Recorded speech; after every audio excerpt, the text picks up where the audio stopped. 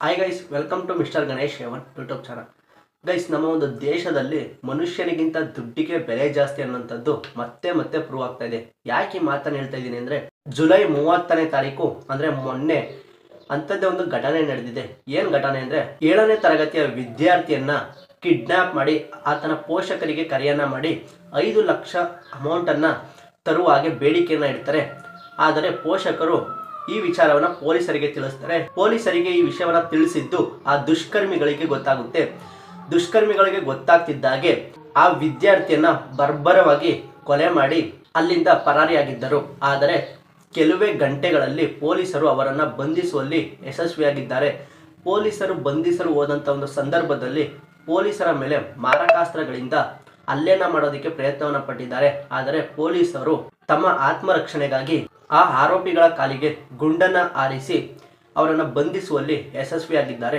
ಮೊದಲನೇದಾಗಿ ಘಟನೆಯ ವಿವರವನ್ನು ಗಮನಿಸೋಣ. ಅದಕ್ಕಿಂತ ಮೊದಲು ನೀವ್ಯಾರು ನಮ್ಮ ಒಂದು ಚಾನಲನ್ನು ಸಬ್ಸ್ಕ್ರೈಬ್ ಆಗಿಲ್ಲ ಅಂದರೆ ಬೇಗ ಹೋಗಿ ಸಬ್ಸ್ಕ್ರೈಬ್ ಆಗಿ, ಹಾಗೆ ವಿಡಿಯೋನ ಸ್ಕಿಪ್ ಮಾಡ್ದೇ ಪೂರ್ತಿ ನೋಡಿ ಅಂತಲೇ ಹೇಳ್ತೀನಿ. ಗೈಸ್, ಮೊದಲನೇದಾಗಿ ಈ ಒಂದು ಘಟನೆ ನಡೆದಿರ್ತಕ್ಕಂಥದ್ದು ಬೆಂಗಳೂರು ನಗರ ಜಿಲ್ಲೆಯ ಆನೇಕಲ್ ತಾಲೂಕು ವ್ಯಾಪ್ತಿಯಲ್ಲಿ ಈ ಒಂದು ಘಟನೆ ನಡೆದಿದೆ.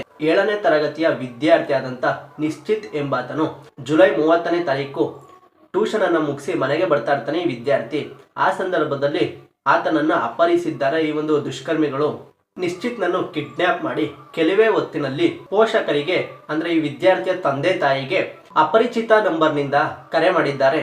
ಮಾಡಿ ನಿಮಗೆ ಮಗ ಬೇಕಿದ್ದರೆ ಕೂಡಲೇ 5 ಲಕ್ಷ ಅಮೌಂಟ್ ಅನ್ನ ತಗೊಂಡು ಬರ್ಬೇಕು ಅಂತೇಳಿ ಒಂದು ಬೇಡಿಕೆಯನ್ನ ಇಟ್ಟಿದ್ದಾರೆ. ಮತ್ತೆ ನೀವು ಪೊಲೀಸರಿಗೆ ವಿಷಯವನ್ನ ತಿಳಿಸಬಾರ್ದು ಅಂತೇಳಿ ಬೆದರಿಕೆಯನ್ನ ಹಾಕಿದ್ದಾರೆ. ಆದರೆ ಆ ವಿದ್ಯಾರ್ಥಿಯ ತಂದೆ ಹುಳಿಮಾವು ಪೊಲೀಸ್ ಠಾಣೆಗೆ ದೂರನ್ನ ಕೊಟ್ಟಿದ್ದಾರೆ.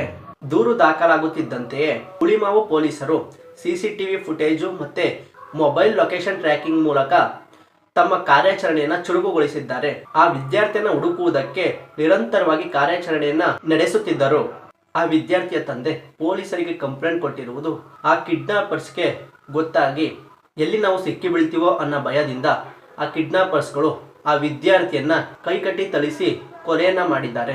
ಪೊಲೀಸರು ಕಿಡ್ನಾಪರ್ಸ್ಗಳ ಫೋನ್ ಟ್ರೇಸ್ ಮಾಡುತ್ತಾ ಲೊಕೇಶನ್ಗೆ ಹೋದ ವೇಳೆ ಬನ್ನೇರುಘಟ್ಟದ ಕಗ್ಗಲಿಪುರ ರಸ್ತೆಯಲ್ಲಿರುವ ನಿರ್ಜನ ಪ್ರದೇಶದಲ್ಲಿ ನಿಶ್ಚಿತ್ನ ಶವ ಪತ್ತೆಯಾಗಿದೆ.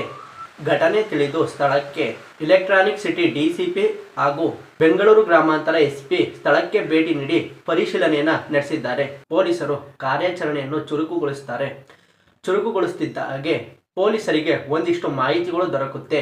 ಮಾಹಿತಿ ಮೇರೆಗೆ ಬನ್ನೇರುಘಟ್ಟದ ಪೊಲೀಸರು ಸ್ಥಳಕ್ಕೆ ತೆರಳಿದ್ದಾರೆ. ಆ ಸಂದರ್ಭದಲ್ಲಿ ಆರೋಪಿಗಳು ಪೊಲೀಸರ ಮೇಲೆ ಮಾರಕಾಸ್ತ್ರಗಳಿಂದ ಹಲ್ಲೆಯನ್ನ ಮಾಡೋದಿಕ್ಕೆ ಪ್ರಯತ್ನವನ್ನ ಪಟ್ಟಿದ್ದಾರೆ. ಈ ಸಂದರ್ಭದಲ್ಲಿ ಪೊಲೀಸರು ಆರೋಪಿಗಳ ಕಾಲಿಗೆ ಗುಂಡನ್ನ 6 ಸುತ್ತು ಗುಂಡನ್ನ ಸಿಡಿಸಿದ್ದಾರೆ. ಸದ್ಯ ಬಂಧಿತ ಆರೋಪಿಗಳನ್ನು ಜಯನಗರ ಸರ್ಕಾರಿ ಆಸ್ಪತ್ರೆಗೆ ಸೇರಿಸಿ ಚಿಕಿತ್ಸೆ ನೀಡಲಾಗುತ್ತಿದೆ. ಸಿಕ್ಕಿಬಿದ್ದ ಆರೋಪಿಗಳ ಹೆಸರು ಬಂದು ಗುರುಸ್ವಾಮಿ ಮತ್ತು ಗೋಪಾಲಕೃಷ್ಣ ಎಂಬ ಆರೋಪಿಗಳು ಸಿಕ್ಕಿಬಿದ್ದಿದ್ದಾರೆ. ಆರೋಪಿಗಳು ಸೈಕೋ ಮನಸ್ಥಿತಿ ಹೊಂದಿದವರು ಅಂತೇಳಿ ಈಗ ಆಲ್ರೆಡಿ ಪೊಲೀಸ್ನವರು ತಿಳಿಸಿದ್ದಾರೆ. ಪೊಲೀಸರು ಇನ್ನಷ್ಟು ಕಾರ್ಯಾಚರಣೆಯನ್ನ ಚುರುಕುಗೊಳಿಸ್ತಾ ಇದ್ದಾರೆ. ಇದರ ಹಿಂದೆ ಯಾರು ಇದರ ಉದ್ದೇಶ ಏನು, ಹಣಕ್ಕಾಗಿನೇ ಈ ಒಂದು ಕೊಲೆ ನಡೆದಿರೋದ ಅಂತೇಳಿ ಮತ್ತಷ್ಟು ಚುರುಕುಗೊಳಿಸಿದ್ದಾರೆ ಪೊಲೀಸರು ತನಿಖೆಯನ್ನ.